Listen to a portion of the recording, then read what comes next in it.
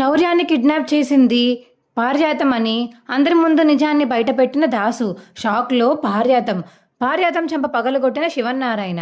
అసలు దీప ఎవరో చెప్పబోతున్నారా చెప్పట్లేదా తెలుసుకోవాలనుకుంటే ఇప్పుడే మా ఛానల్ తప్పకుండా సబ్స్క్రైబ్ చేసుకుని మా వీడియోని ఒక లైక్ చేయండి. పక్కనే ఉన్న గంట సింబల్ మీద క్లిక్ చేసి నోటిఫికేషన్స్ ఆల్లో పెట్టుకోండి. అప్పుడే మేము చేసే వీడియోలు మీకు రోజు వస్తాయి. ఇక సుమిత్రను చూసి బయటికి వెళ్ళిపోయాక దాసు అయితే ఇక అందరితో పాటు బయటికి వచ్చేస్తాడు. ఇక పారిజాతం అయితే దీప గురించి తప్పుగా అయితే మాట్లాడుతూ ఉంటుంది. దీపక్ అసలు కడుపులో బుడ్డని తీయించుకోవాల్సిన అవసరం ఏముంది? అసలు చూసావా సుమిత్ర ఎలా అడుగుతుందో? దీపక్కి బాగానే ఉందా, దీప కడుపులో ఉన్న బిడ్డ బాగానే ఉందా అని అడుగుతుంది. ఏం సమాధానం చెప్తారు అసలు మీరు? ఏం చెప్పకుండా బయటికి బాగానే వచ్చేసారు.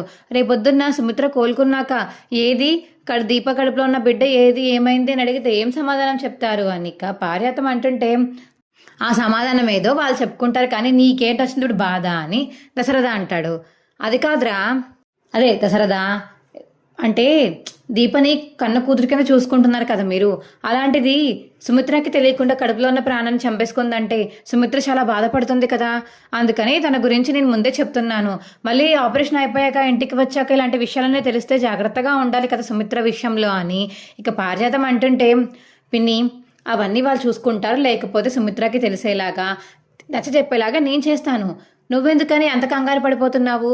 అయినా దీప కడుపు దీప ఇష్టం అని చెప్పాను కదా, వాళ్ళకంటూ ఏమి కష్టాలు ఉన్నాయో నీకు చెప్తారా? లేకపోతే నువ్వు వెళ్ళి ఇప్పుడన్నా వాళ్ళని అడిగావా? వాళ్ళు ఎప్పుడు ఎవరికి ఏమీ చెప్పరు. వాళ్ళన్నీ వాళ్ళల్లోనే వాళ్ళ మనసుల్లోనే దాచేసుకుంటూ ఉంటారు. బయట ఎవరికైనా తెలిస్తే వాళ్ళు కూడా బాధపడతారు అని కార్తిక్ గారు ఆలోచించి ఏ విషయాన్ని బయటికి రాకుండా చేసి దీప చేత కూడా చెప్పనివ్వకుండా ఆపేస్తాడు. ఇప్పుడు ఆ కడుపు తీయించుకునే విషయంలో కూడా ఏదో కారణం ఉండే ఉంటుంది. కారణం లేకుండా కార్తిక్ గారు పుట్టబోయే బిడ్డని వదిలేసుకుంటాడా? ఎంత శౌర్య ఉంటే మాత్రాన కార్తిక్ దీపకి మధ్యలో ప్రేమగా పుట్టిన బిడ్డలని వదిలేసుకుంటారా? లేదు కదా. అది వాళ్ళకి కష్టపడిన నిర్ణయం. వాళ్ళు కడుపు తీయించుకుంటున్నందుకు ఇద్దట్లో ఎవరు సంతోషంగా లేరు. వాళ్ళ ముఖంలో ఆనందం ఏమైనా చూసవప్పింది నువ్వు అనిక దశరథ అడుగుతుంటే, అవును చూడలేదు కదా, చూడలేనప్పుడు వాళ్ళు కావాలనే కడుపు తీయించుకున్నారని ఎలా మాట్లాడుతావు పిన్ని నువ్వు అనిక దశరథ అంటుంటే, అదేం కాదు, ఆనందం కనపడకపోతే మాత్రం వాళ్ళు అసలు బిడ్డను ఎందుకు తీయించుకోవాలి? కారణం ఎంత పెద్దదైనా సరే ఇంట్లో వాళ్ళకి చెప్తే ఇంట్లో వాళ్ళు ఏదో ఒకటి చేస్తారు కదా, చెప్పి ఉండొచ్చు కదా నేనంటున్నాను దశరథ అనిక పారిజాతం అంటుంటే, ఇక చాలు ఆపుతావా అమ్మ, నువ్వు దీపం తక్కువ చేసి మాట్లాడింది ఇప్పటిదాకా చాలు. ఎన్నిసార్లు చెప్పాలి నీకు దీపం తక్కువ చేసి మాట్లాడద్దని? అసలు నువ్వు మనిషివేనా? చేసిన తప్పులన్నీ నీ నెత్తి మీద పెట్టుకుని ఎవరు చూడరు అనుకుంటున్నావా? నీ వెనకాతలు పెట్టుకుని తప్పులన్నీ బయటికి తీస్తే ఇప్పుడే నీ ఇంట్లోంచి బయటికి గెంటేస్తారు అని చెప్పేసి ఇక దాసు అంటుంటే, ఏంట్రా అంత పెద్ద అబద్ధాలు ఏమాడింది అని చెప్పేసి శివనారాయణ అడుగుతుంటే, మామయ్య అని కార్తిక్ అంటాడు. రే కార్తిక్, నువ్వు నన్ను మాత్రం ఆపకరా, ఇప్పటిదాకా నన్ను ఆపింది చాలు, ఇక నా స్టైల్లో నన్ను వెళ్ళనివ్వు. ఇంతకు ముందు నుంచి నువ్వు ఆపడం వల్లే ఇది ఇక్కడ వరకు దారి తీసింది.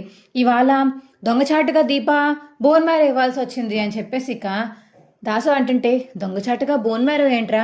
మామయ్య ఉండు మామయ్య నువ్వు అని కార్తిక్ అంటుంటే, లేదురా వీళ్ళందరికీ తెలియాలి, ఆ వదినకి తెలిసినా తెలియకపోయినా వీళ్ళకి తెలియాలి అని చెప్పేసి ఇక దాసు అయితే, ఇదిగో పెద్దయ్య గారు, అసలు దీప ఎవరో కాదు, మీ మనవరాలు, మీ సొంత మనవరాలు.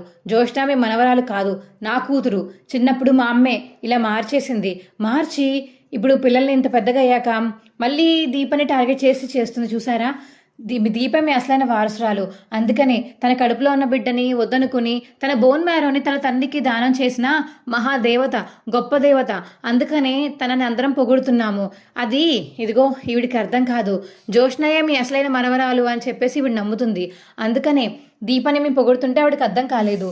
జ్యోష్ణ మీ మనవరాలు కాబట్టి, జ్యోష్ణ ఇచ్చింది కాబట్టి అని అనుకుంటుంది ఆవిడ. ఎంత చేసింది ఈవిడే. అంతకుముందు కూడా శౌర్యాన్ని కిడ్నాప్ చేశారని చెప్పాను కదా పెద్దయ్య.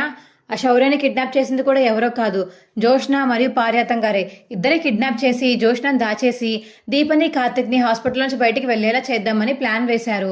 ఆపరేషన్ థియేటర్లో సుమిత్ర గారిని పంపించాక దీప ఉండకూడదని, దీప ఉంటే దీప బోన్ మ్యారో ఇస్తే తెలిసిపోతుందని, ఇవన్నీ కావాలని ఇద్దరు చేశారు అని చెప్పేసి ఇక దాసు అంటుంటే, రే దాసు నన్ను కలపకరా, నేను ఇంకా జ్యోష్ణయే వారసురాలు అనుకుంటున్నాను. జ్యోష్ణ ఇలా చేయమంది కాబట్టి నేను చేశాను రా. దీప దగ్గరికి వెళ్ళి శౌర్యాన్ని కిడ్నాప్ చేసినట్టు చెప్పమంది, అదే చెప్పాను. అంటే ఏంటమ్మా నీ ఉద్దేశం? శౌర్యాన్ని కిడ్నాప్ చేసినట్టు చెప్పేస్తే శౌర్య కిడ్నాప్ అయిందా లేదా, అసలు ఎందుకు చేస్తుందా నీ మనవరాలు నువ్వు అడగలేదా? అడగవు, నువ్వు చాలా మంచిదానివి కదా అని చెప్పేసి ఇక దాసు అంటుంటే, ఒక్క నిమిషం దాసు, ఏం పార్యతం ఇన్ని నాటకాలు ఆడావా? ఆ జోష్న రికవరీ అయ్యాక దాని సంగతి చెప్తాను. దాని దగ్గరికి మాత్రం వెళ్ళి ఏమైనా వాగావా నీకుంటుంది చూడు అని చెప్పేసి ఇక పార్యతన్ని అయితే చంపదెబ్బ కొడతాడు శివన్నారాయణ. ఏవండి అలా కొట్టారేంటండి? కొట్టాలా నరకాలా? అసలు ఏం మనిషివే నువ్వు? సొంత మనవరాళ్ళ కోసం అని చెప్పేసి నీ మనవరాల కోసం నా మనవరాలను దూరం చేస్తావా? ఛీ, ఏం మనిషివే నువ్వు అని చెప్పేసి ఇక శివన్నారాయణ అంటాడు. ఇక పార్యతం అయితే అలా షాక్లో చూస్తూ ఉండిపోతుంది. నెక్స్ట్ జరగబోయే ఎపిసోడ్ గురించి ముందుగా తెలుసుకోవాలనుకుంటే ఇప్పుడే మా ఛానల్ తప్పకుండా సబ్స్క్రైబ్ చేసుకోండి. సబ్స్క్రైబ్ చేసుకుంటేనే ముందు జరిగే వీడియోలు మీకు టీవీలో కంటే ముందుగా మా ఛానల్లో చూడవచ్చు. పక్కనే ఉన్న గంట సింబల్ మీద క్లిక్ చేసి నోటిఫికేషన్స్ ఆల్లో పెట్టుకోండి. మా వీడియోని ఒక లైక్ చేయండి. Bye friends.